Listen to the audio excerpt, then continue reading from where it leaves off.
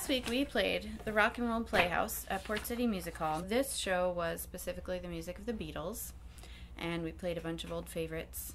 The kids danced with streamers, and I think they played air guitar, and they played the parachute game, and then we decided to do freeze dance, which you probably played in elementary school gym class, where we play the song, kids are dancing, and then you freeze. Buy a diamond ring, my friend, if it makes you feel alright. Get you anything, my friend, if it makes you feel alright. I don't care to. Kids all froze. The problem was the parents did not seem to be able to freeze, and I'm sure they knew how to play the game, but they just kept singing, much for money, money can't buy me love. So the whole crowd of 250 people, you know, half of them are frozen, and then the adults just keep singing. They have just no self-control, which I found really fascinating from a music therapy perspective. I wanted to know what is happening. So, took out my brain book. Here is a lovely little picture of the brain and that little nut, walnut? I don't know.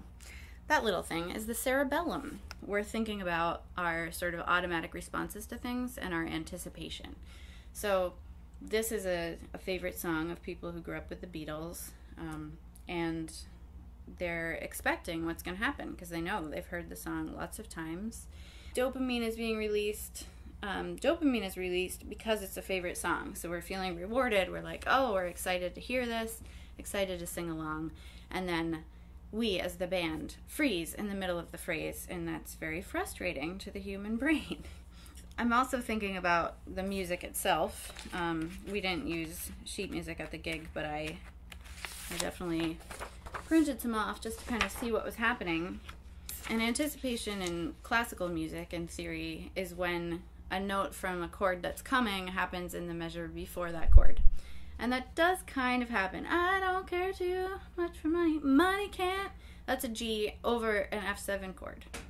Buy me love. And then we land on the C chord. So it sort of matches the anticipation of our brain, is matching a note of anticipation, but that's kind of a stretch just to make it really musically nerdy.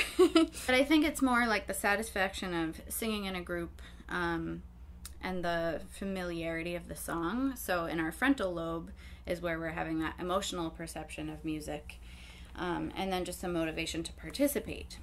And that's essentially what we do in music therapy. We use that all the time, this idea of anticipation and wanting to finish a phrase.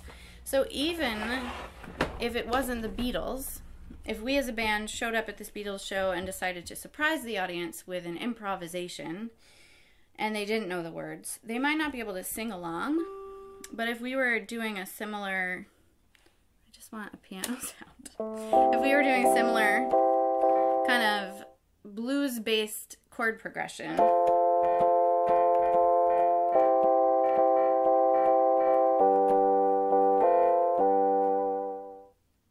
you know that the next chord is going to land and resolve.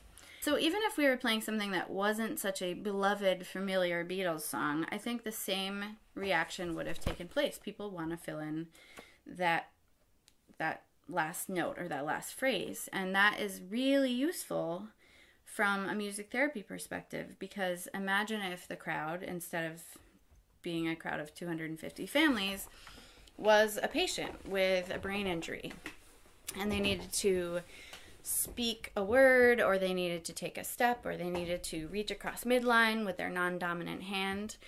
These are all things that we could essentially force or trick the brain into allowing them to do by leaving off that last phrase or note of a song. I love that they perfectly demonstrated one of these techniques that music therapists use every day. So thanks to all the parents that came to the Rock and Roll Playhouse, and see you next time.